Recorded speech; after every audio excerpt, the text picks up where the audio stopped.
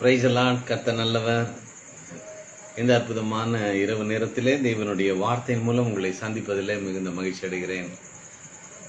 கர்த்தருடைய பெரிதான கிருபையினால் இந்த வாரத்தின் இந்த திங்கட்கிழமையிலே நமக்கு ஜீவன் சுகம்பலம் தந்து அவரை தேடுகிற, அவருடைய வார்த்தைகளை தியானிக்கிற உணர்வுள்ள இருதயத்தை தேவன் தந்தபடி நான் நன்றி சொல்லி ஆண்டவரை நாம் நோக்கி பார்ப்போம். ஒருவராய் பெரிய அதிசயங்களை செய்கிற எங்கள் நல்ல ஆண்டவரே, எங்கள் வாழ்நாளிலே உம்முடைய கிருபைகள் ஒவ்வொரு நாளும் புதியவைகளாகவே இருக்கிறது. ஆண்டவரே, சூழ்நிலைகளை மாற்றி அமைக்கிற தேவன் நீர். கல்வாரி சிலுவையின் வழியாக எங்களுக்கு சம்பாதித்த இலவசமான ஆசீர்வாதங்கள் நீர் இந்த உலகத்திலே வந்து பரலோகத்தின் ரகசியங்களை எல்லாம் எங்களுக்கு சொல்லிக் கொடுத்து கற்றுக் கொடுத்து அனுபவியுங்கள், ஆண்டு கொள்ளுங்கள் என்று சொல்லி கீழ்ப்படுத்த வேண்டும். எதையெல்லாம் கீழ்ப்படுத்த வேண்டுமோ அதையெல்லாம் கீழ்ப்படுத்துங்கள் என்று சொல்லி எங்களுக்கு அதிகாரத்தை தந்தவரே உமக்கு நன்றி சொல்லுகிறோம். இந்த வேலையை நீங்கள் பொறுப்பெடுத்துக் கொள்ளுங்க. தொடர்ந்து உங்களுடைய வருகையிலே நாங்கள் முகமுகமாய் சந்திக்கும் நாள் மட்டும் இந்த கிருபை தாமே எங்கள் ஒவ்வொருவரையும் பலப்படுத்துவதாக. விசுவாசத்தை வர்த்திக்க பண்ணுங்க, கற்றுக் கொடுங்க, கற்றுக்கொள்ள விரும்புகிறோம். இயேசுவின் நாமத்தில் பிதாவே, ஆமேன். கர்த்தர் நல்லவர். ஒரு பழைய வருகை பாடல் ஒன்று பாடி ஒரு 2 சரணம் பாடலாம்.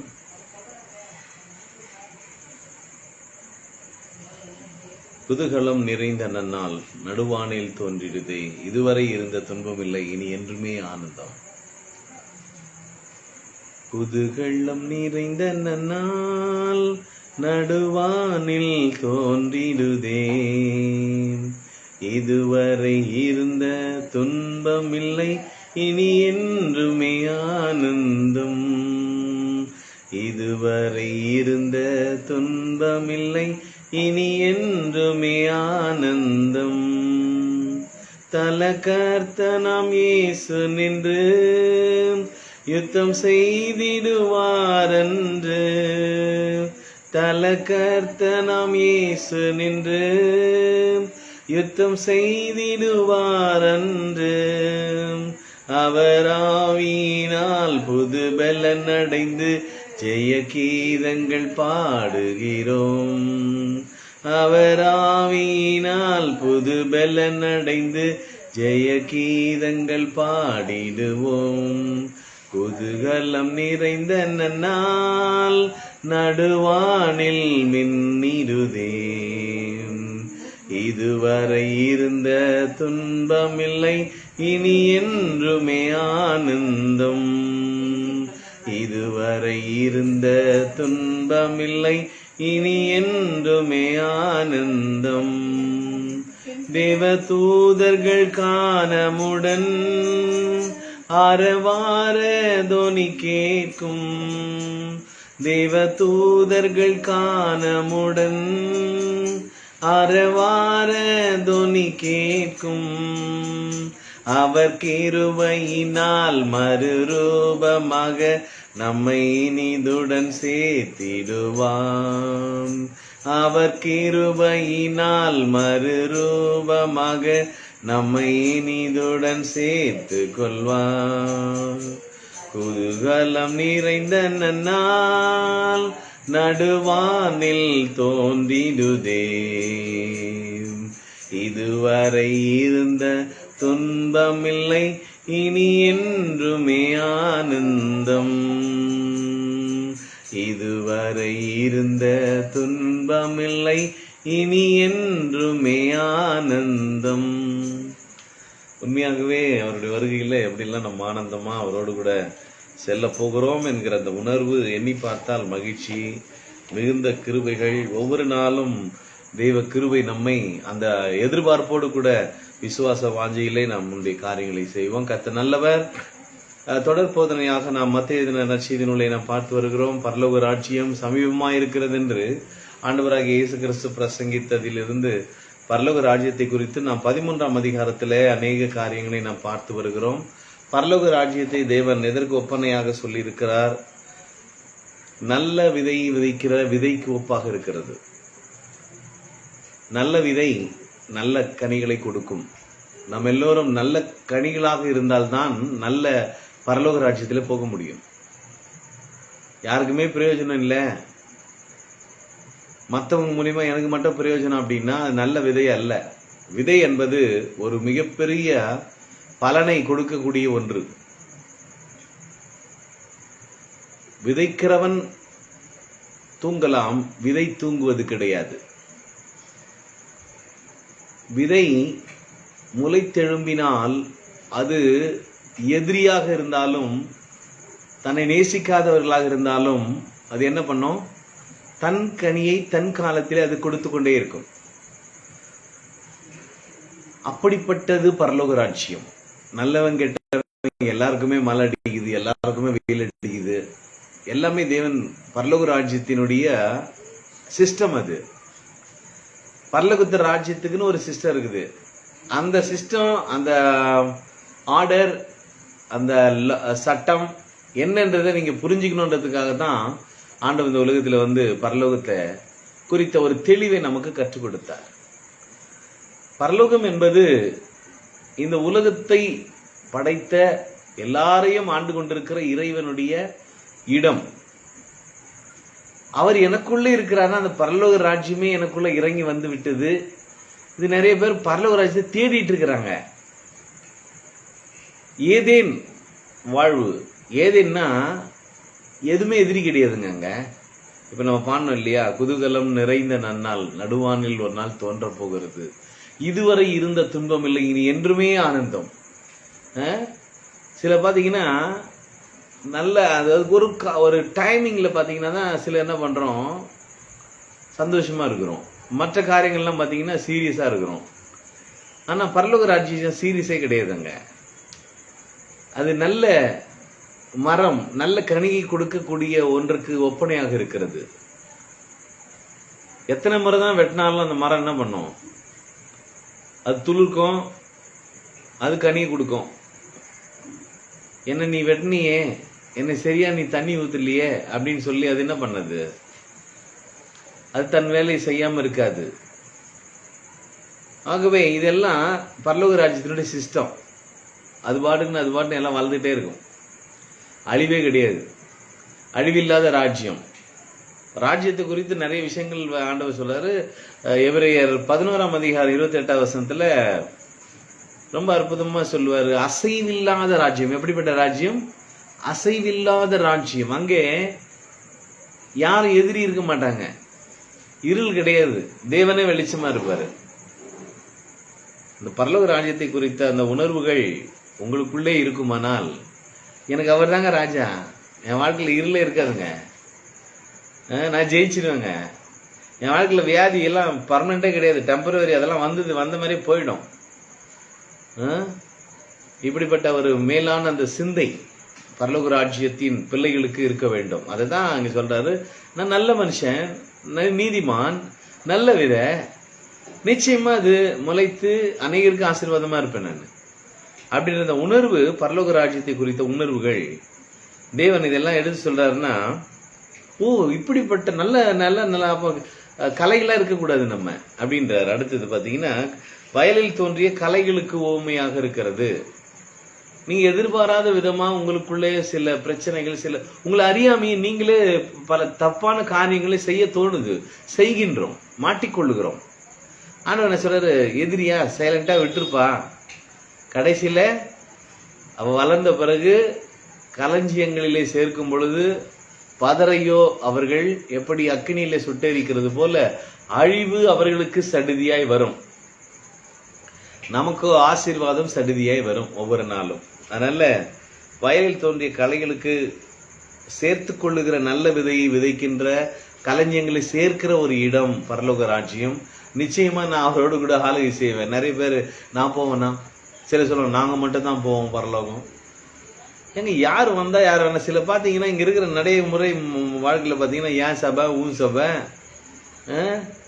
ஏன் ஆளு உன் ஆளு, எனக்கு இவன் எதிரி. அப்ப எதிரி ஒரு பரலோகத்துல உள்ள அவர் மன்னிப்பு கேட்டு ஆண்டவருடைய கிருபையில உள்ள போயிட்டு இருந்தாருன்னா, அவரை பார்த்தா நம்ம உள்ள போக முடியுமா? அப்ப இந்த மனசை முதல்ல மாத்தணும். பரலோக ராஜ்யம் என்பது எந்த விதமான கேடுபாடு நிறைந்த இதயமே கிடையாது. நல்ல நிலத்தில் விழுந்த நல்ல விதைக்கு ஒப்பாக இருக்கிறது. அது மட்டுமல்ல, அது அநேகருக்கு பயனுள்ளதா இருக்கும். சின்ன ஒரு வருமானம் தான் அநேகருக்கு ஆசீர்வாதமா இருக்கும். அது கடுகு விதைக்கு, கடுகுன்னா ரொம்ப சின்னது, ஆனா சின்னதா இருந்தாலும் அது வளர்ந்து வளர்ந்து வளர வளர வளர கொஞ்சம் கொஞ்சமா கைப்பாடா சேர்க்கிறவனும் விருத்தி அடைவான், பொருள் பெருகும். நம்ம என்ன பண்றோம், உடனே பெரிய ஆளா இன்னும் பெருசா வந்துடணும் அப்படின்னு நினைக்கிறோம். பரலோக ராஜ்யமே கொஞ்சம் கொஞ்சமா வளர்ந்து வளர்ந்து வளர்ந்து அநேகருக்கு ஆசீர்வாதத்தை கொடுக்கக்கூடிய ஒன்றுதான் பரலோக ராஜ்யம். அது கடுகு விதைக்கு ஒப்பா இருக்கிறது. புளித்த மாவு, புளித்த மாவு, புளித்த மாவு, புளிப்புள்ளவர்களாய் இருக்கவே கூடாது, பிசைந்த மாவாய் இருக்க வேண்டும் என்று சொல்லி பார்த்தோம். அது என்ன? துர்குணம் பொல்லாப்பு என்கிற புளித்த மாவு, இன்னொன்னு வேதபாரக பரிசேயர் என்கிற புளித்த மாவு. நம்ம எப்படிங்க இருக்கணும்? நல்ல பிசைந்த புதிய மாவா இருக்கணும். உண்மை துப்புரவு, உண்மை இருக்கணும், துப்புரவு இருக்கணும். அப்போ அடுத்தது பாத்தீங்கன்னா புதையல்கள். ஒரு விலை மதிக்க முடியாத முத்துக்கு ஒப்பா இருக்கிறது. நிலத்துல புதையல் கிடைச்ச உடனே அதை வாங்காம இருக்க மாட்டோம். அதை வாங்கி தன்னுடைய காரியங்கள் எல்லாம் எல்லாத்தையும் சரி செய்யுங்க. அவர்கிட்ட வந்துட்டா உங்க குறைகள் எல்லாம் மாறும், நிறைவாகும். அதுதான் பரலோக ராஜ்யம். அதை குறித்து தான் ஆண்டவராகிய இயேசு கிறிஸ்து தெளிவா சொல்றாரு. இப்ப கடைசியில ஒரு விஷயத்தை இங்க 13ஆம் அதிகாரம் 47வது வசனத்தை நீங்க பார்க்கலாம். அன்றியும் பரலோக ராஜ்யம் கடலிலே போடப்பட்டு சகல விதமான மீன்களையும் சேர்த்து வாரிக்கொள்ளும் வலைக்கு ஒப்பாயிருக்கிறது. சகல விதமான மீன்கள், ஒரு வலை, மீனவர்கள் மீன் பிடிக்கிறதுக்கு வலை எடுத்துக்கொண்டு கடல்ல போடுறாங்க. அதுல வெறும் ஒரே கேரக்டர் உள்ள ஒரு மீன் தான் மாட்டோம் சொல்ல முடியாது. அதுல வித்தியாசமான எல்லாமே வரும். சிலது தேவையில்லாது வரும். அன்னைக்கு கூட ஒரு பார்த்தேன், ஒரு பாம்பை எடுத்து பாக்குறாங்க, அது யூஸ் கிடையாது, திருப்பி கடல்லையே போட்டுடுறாங்க. அப்போ சரியானவைகளை ஒரு மீன் வலை அந்த மீனை பிடிக்கிறது, அது எடுத்து கரையில இருந்து, அது என்னமா சத்தம், அதை கொஞ்சம் துரத்து விடுமா. அப்ப அந்த மீன் வலையை எடுத்துட்டு கரையில உட்கார்ந்துட்டு, அந்த கரையில உட்கார்ந்துட்டு நல்ல மீன் எல்லாம் பொறுக்குவாங்க, தேவையில்லாத எடுத்து வெளியில வீசுவாங்க. அப்ப இன்னைக்கு பரலோக ராஜ்யம் அந்த மீன் வலைக்கு ஒப்பாக இருக்கிறது. அப்ப நல்லவனோ கெட்டவனோ நீ இருப்பா, ஆண்டவர் எடுத்த உடனே தண்டிக்கிறதே கிடையாது. அவனுக்குன்னு ஒரு முடிவு கொடுத்துறாரு. சுயாதீனத்துலதான் எல்லாருமே வளர்றோம். எந்த விதத்திலும் கட்டாயமே கிடையாது. சத்தியம் என்பது கட்டாயமே அல்ல, அவரவர்கள் விருப்பம்தான். இல்லைன்னா இல்ல, இருக்குதுன்னா இருக்குது. இல்லைன்னவனுக்கும் மழை பெய்யும், இல்லைன்றவங்களுக்கும் காத்தடிக்கும், இல்லைன்னுக்கும் மழை, எல்லா சூரிய வெளிச்சமும் வரும். நீங்க வேணானாலும் அவர் நன்றி கெட்ட துரோகிகளுக்கு நன்மை செய்கிறவர் தான் கடவுள். அப்ப பரலோக ராஜ்யம் என்பது எல்லாரையும் ஏற்றுக்கொள்ளக்கூடிய ஒன்று. ஆனால் முடிவிலே நியாய தீர்ப்பு என்ற ஒன்று இருக்கிறது. அதிலே உங்களை நல்ல நல்ல பொக்கிஷங்களாக, நல்ல விதைகளாக, பயனுள்ளவர்களாக, புதையலை கண்டுபிடித்து அதற்கு பிரயோஜனம் உள்ளவைகளாக நீங்க மாற்றி இருப்பீங்க அப்படின்னா, நல்ல மீனாக இருப்பீங்கன்னா, நல்லது அப்படின்னா உங்களை தூக்கி எறிய மாட்டார் ஆண்டவர். இங்க அடுத்தது பாத்தீங்கன்னா, இது ஜட்ஜ்மெண்ட்ல தான். இப்ப யாரையுமே தூக்கி எறிகிற தேவனே கிடையாது. எல்லாருக்கும் கிருபை கொடுக்கப்பட்டிருக்கிறது. கிருபையின் காலத்துல வாழ்றோம். இதுல கிருபையை நாம் பெற்று சில நல்ல காரியங்கள் நாம் அறிந்து கொள்ளணும். வேதம் சொல்லுது என்ன அப்படின்னா, தேவன் நல்லவர் பாருங்க. அடுத்த வசனத்துல இங்க பார்க்கும்போது, அந்த நிறைந்த போது அதை கரையில இழுத்து உட்கார்ந்து நல்லவைகளை கூடையில் சேர்த்து ஆகாதவைகளை எறிந்து போடுகிறார்கள். இது உலகத்தின் முடிவில் நடக்கும். அப்ப நீதிமான்கள் பொல்லாதவர்கள் பிரித்தெடுத்து எல்லாம் அவங்களுக்கு ஜட்ஜ்மெண்ட்ல நடக்கும் அப்படின்னு சொல்றாரு. அப்ப இங்க பாத்தீங்கன்னா நல்லவைகள், இன்னொன்று ஆகாதவைகள். நல்லது அப்படின்னு நீங்க பாத்தீங்கன்னா வேதத்துல நிறைய விஷயங்கள், நல்ல காரியங்கள் இருக்கிறது. கர்த்தர் நல்லவரும் உத்தமரமா இருக்கிறார். இந்த உலகத்துல யாருமே நல்லவன் கிடையாது, ஒருத்தரும் நல்லவங்க கிடையாது. தேவன் தவிர நல்லவன் ஒருவனும் இல்லையப்பா. நல்ல போதகரே அப்படின்னு கேட்கும்போது ஆண்டவரே சொல்றாரு, நல்லவன் ஒருத்தரும் கிடையாது. இன்னும் பாத்தீங்கன்னா யோவான்ல சொல்லும்போது, நான் எனக்கு பாவமே இல்லை, நான் நீதிமானு, நான் ரொம்ப யோகியன் அப்படின்னு சொன்னேன்னா உன்னை நீயே ஏமாத்திட்டு இருக்கிறேன்னு அர்த்தம். நான் பாவிதான், ஆனா என் பாவத்தை பரிகரிக்க இயேசு ரத்தம் சிந்தி என்னை நீதிமானாக மாற்றி இருக்கிறார் என்கிற அந்த உணர்வு நமக்கு வேண்டும். நாம் நீதிமான்களாக இருக்கிறோம், ஆனால் நாம் இந்த உலகத்திலே கெட்டு போயிருந்தோம், அக்கிரமங்களிலும் பாவங்களிலும் செத்து கிடந்தோம். நமக்கு ஜீவன் கொடுத்து நம்மை மீட்டிருக்கிறார். இந்த உணர்வு எப்போதோ இருக்கணும். கர்த்தர் தான் நல்லவர், உத்தமர். நம்ம ஒவ்வொரு நாளும் நம்மை சரி செய்து விசுவாச பாதையிலே அறிக்கை செய்து வாழ்க்கையிலே பரலோக ராஜ்யத்தை அனுபவிக்கலாய் மாற வேண்டும். சில பாத்தீங்கன்னா எதெல்லாம் நல்லது அப்படின்னா, ஆண்டவருடைய ஜீவனை பார்க்கல கிருபை நல்லது அப்படின்னு கிருபை கிருபை அப்படின்னு நம்ம வாழ்றோம். அந்த கிருபை எப்படி வரணும்னா,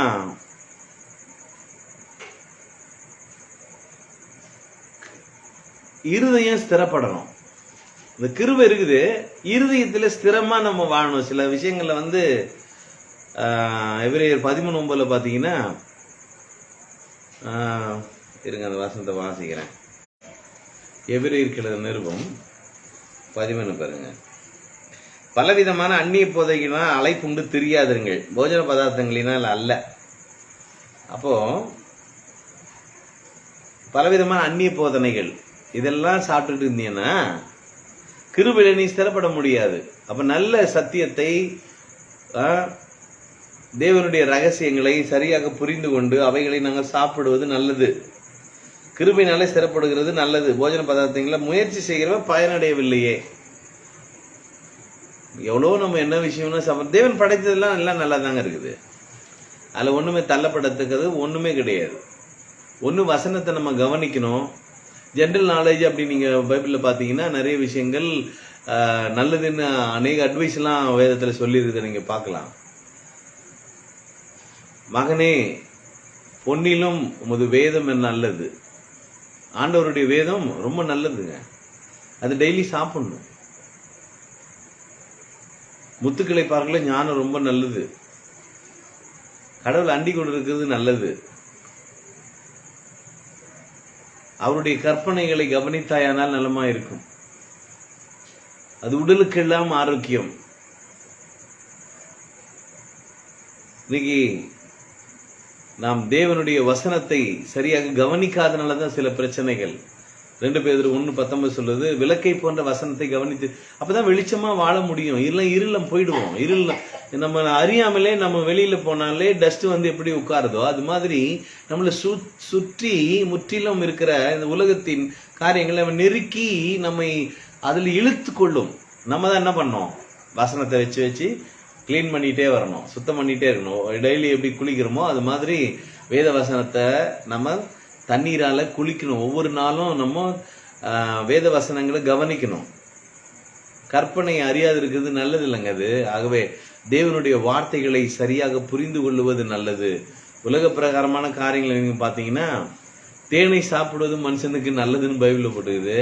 குழந்தையில தான் ஏதோ வாயில வச்ச மாதிரி இருக்குது. அதுக்கப்புறம் நம்ம தேனை சாப்பிட்றதே கிடையாது, வாங்குறதே கிடையாது. நிறைய விஷயங்கள் தேனை சாப்பிடுவது மனுஷனுக்கு நல்லது. நிறைய விஷயங்கள் ஜெனரல் நாலேஜை குறித்து, ஆரோக்கியத்தை குறித்து எல்லாம் வேதத்துல இருக்கிறது. ஒண்டியா இருக்கிறத பார்க்கல, இருவர் சேர்ந்து இருக்குது நல்லது. நான் தனியாவே நானே எல்லாம் பாத்துக்குவேன் அப்படின்னா அது பரலோக ராஜ்யத்தின் நல்ல விதைக்கு ஒப்பானது அல்ல. ஆசித்ததை தேடுவதிலும் கண் கண்டது நலம். எனக்கு இதுதான் வேணும் அதுதான் வேணும் அப்படின்னு உட்காந்து நீங்க தேடி தேடி பாத்துக்கிறத விட, கண்ணுக்கு முன்னாடி ஒண்ணு இருக்குதுப்பா, இதை வச்சுன்னு அதை அனுபவிக்க பாத்துக்க, தெரிஞ்சிங்க அப்படின்னு பிரசங்கி அனுபவத்துல எழுதுறாரு. இந்த நாலேஜ் எல்லாம் ஒரு காரியத்தை துவக்குறீங்க, அதனுடைய முடிவு ரொம்ப நல்லது அப்படின்றாரு. அவர் நிறைய அட்வைஸ் சொல்றாரு. ஒரு நல்ல நாளை காட்டிலும் மரண நாள் நல்லது அப்படின்னு சொல்றாரு. அப்போஸ்தலனாகிய பவுல் பாத்தீங்கன்னா ஸ்திரீயை தொடாமல் இருப்பது நல்லதுன்றாரு. அதுக்கப்புறம் வேகிறதை பார்க்கலாம் விவாகம் பண்றது நல்லது. எப்படி இருக்கும், ஆஹா அப்படின்றத விட நீ அதை அனுபவிச்சுக்கையா அப்படின்றாரு. அங்க அற்புதமான சில ஆலோசனைகளை சபைக்கு எழுதுகிறதை நீங்க பார்க்கலாம். எல்லாத்தையும் சோதித்து பார்த்து நலமானதை பிடித்துக் கொள்ளுகிற ஒரு அனுபவம் மிக மிக அவசியம். தேவன் படைத்ததெல்லாம் நல்லா தான் இருக்குது எல்லாமே. ஆகவே இப்ப பாத்தீங்கன்னா தேவனுடைய சித்தம் என்னது என்பதை நம்ம உணரணும் ஒவ்வொரு நாளும். அப்பதான் புரிந்து கொள்ள முடியும். ஒரு வாக்கியம் என்ன படிச்சது எனக்கு ஞாபகம் வருது. இந்த மீன் அப்படின்னால அந்த அந்த டாபிக் எனக்கு ஞாபகம் வரும். ஒரு மீன் பிடிக்க போறவங்க இதுக்குள்ள மீன் இருக்குதுன்னு யாருங்க உங்களுக்கு சொன்னது? அது எப்படிங்க எனக்கு மாட்டோம்னு நம்ம யார் சொன்னது?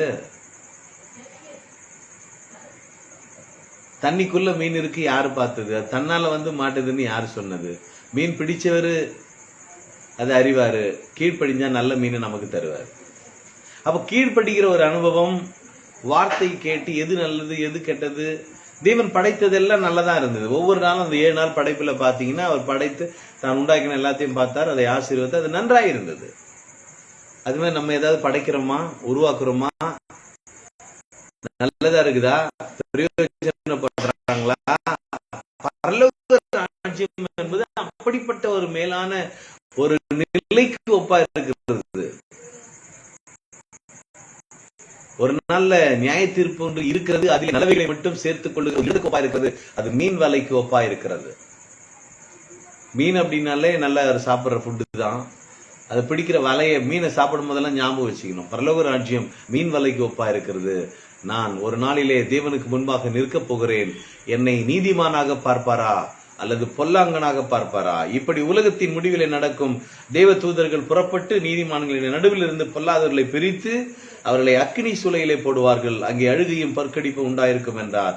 இவைகளை இயேசு அவர்களுக்கு சொல்லி, இவைகளெல்லாம் அறிந்து கொண்டீர்களா என்று கேட்டார். அதற்கு அவர்கள், ஆம் அறிந்து கொண்டோம் ஆண்டவரே என்றார்கள். அப்ப இந்த அறிவு நமக்கு ரொம்ப முக்கியம். பரலோக ராஜ்யத்தை குறித்த ஒரு அறிவு, அதனுடைய சிஸ்டம் எப்படி இயங்குது. உலகம் ஒரு விதத்துங்களை இயங்கிட்டே இருக்குது. ஆனா இதுக்கு நேர் அப்படியே எதிர்மறையான காரியங்கள் தான் பரலோக ராஜ்யத்தின் ரகசியங்கள். இந்த உலகம் பொய் நிறைந்ததாக இருக்கிறது. அதற்கு நேர் எதிர்மறையான மெய்யான காரியங்களை இந்த உலகத்தில் நடப்பிக்க கூடிய ஒன்றுதான் பரலோகம். ஆகவே பரலோக ராஜ்யத்தை பூமியில நிலைநாட்ட தேவன் இந்த உலகத்திலிருந்து பரலோக ராஜ்யத்தின் ரகசியங்களை நமக்கு கற்றுக் கொடுத்தார். அப்ப இந்த ரகசியங்களை கேட்டு ஏதோ அப்படியே இருக்கிறது இல்ல. மீன் வலை குறித்து உட்கார்ந்து யோசிங்க.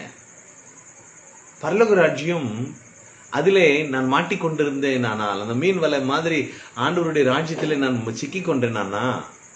நான் நல்லவனா, நான் கெட்டவனா, என்ன பயன்படுவேனா, பிரயோஜனம் இல்லவனா அல்லது பிரயோஜனமற்றனா, நான் நீதிமானா, நான் பாவியா, நான் எப்படி இருக்கிறேன்? அவருடைய ரத்தத்தால் கழுவப்பட்டு எனக்கு ஒரு அந்தஸ்தை கொடுத்து எனக்கு ஒரு வாய்ப்பையும் தந்திருக்கிற, அதை நான் ஏற்றுக்கொண்டிருக்கிறேனா? என்ன தூக்கி போட்டுருவாங்களா, என்ன சேர்த்துக் கொள்வாங்களா? இப்படிலாம் உட்காந்து நம்ம சிந்திக்கணுங்க. பரலோக ராஜ்யத்தின் ரகசியங்களை அறிந்து கொள்ளணும். ஒவ்வொரு நாளும் வேதம் வாசிங்க. ஏன்னா இதை கவனிக்கிறது நல்லது. என்ன இருக்குதுன்றது நல்லது. நிறைய விஷயங்கள் நம்ம அவசரமா படிக்கிறதுனால, சரியா படிக்காததுனால தவறா புரிஞ்சுக்கிட்டோம். தவறான விசுவாசம், தவறான ரிசல்ட் எல்லாம் நமக்கு வந்திருக்குது. அதனால சரியான சத்தியத்தை அறிந்து கொள்ளுங்கள். சரியான விசுவாசத்திலே வாழுங்கள். விசுவாசத்தை அறிக்கை செய்யுங்கள். விசுவாசத்தை ஆகையால் பேசினேன் என்று எழுதியிருக்கிறபடி பேசுங்கள். உங்கள் வாழ்க்கையிலே பரலோகத்தை பூலோகத்திலே நிலைநாட்டவர்களாய் இருங்கள். எங்க இருக்குது பரலோக ராஜ்யம்? உங்களுக்குள்ளதான் இருக்குது. ஒவ்வொரு நாளும் ஆனந்தமாயிருங்கள். குதூகலம் கொண்டாட்டமே என் இயேசுவின் சன்னிதானத்தில். இந்த மாதிரி நம்முடைய சன்னிதானம், அவர் இருக்கிற சன்னிதானமே நான் தான். எனக்குள்ளே அவர் இருக்கிறார். தேவன் தங்குகிற நடமாடுகிற ஆலயம் நான் தான் என்பதை நாம் உணர்ந்து ஒவ்வொரு நாளும் பரலோகத்தின் அனுபவங்களை ஒவ்வொரு சூழ்நிலைகளிலும் உணர தேவன் நமக்கு கிருபை செய்வாராக. நாம் ஜெபிக்கலாம். அன்பின் பரலோக பிதாவே, இந்த நல்ல அற்புதமான வேலைக்காய் ஸ்தோத்திரம் அப்பா. மீன் வலைக்கு ஒப்பா இருக்கிறது பரலோக ராஜ்யம் என்ற ஆண்டவரே, இந்த வசனங்களை நாங்கள் வாசித்தோம். நாங்கள் நீதிமான்களாக, நல்ல மீன்களாக, பிரயோஜனம் உள்ளவர்களாக, நீ சொன்னவைகளை புரிந்து அறிந்து செயல்படுகிறவர்களாக எங்களை மாற்றுங்க. உணர்த்துகிறீங்க, சில காரியங்களை எங்களுக்கு ஞாபகப்படுத்துறீங்க. ஆவியானவரே, உமக்கு ஸ்தோத்திரம். தொடர்ந்து எங்களை ஆளுகை செய்யுங்க. எல்லா காலங்களும் உடைய கரங்களில் இருக்கிறதப்பா. நீர் எங்களுக்கு ஆசீர்வதித்து ஒவ்வொரு நாளும் தந்து கொண்டே இருக்கிறீர். எங்களை படைத்து எங்களை ஆளுகை செய்கிற உங்களுடைய கரங்களுக்குள்ள எங்களை விட்டு கொடுக்கிறோம். இந்த இரவில் படுத்துறங்கினாலும் மீண்டும் ஒரு நாளை கண்டு நன்றி சொல்ல கிருபை பாராட்டுங்க. எல்லாவற்றை கரத்தில் அர்ப்பணிக்கிறோம். இயேசுவின் நாமத்தில் செபிக்கிறேன் பிதாவே, ஆமேன். கர்த்தர் நல்லவர். வாழ்த்தி பிடிங்க. வாழ்விலே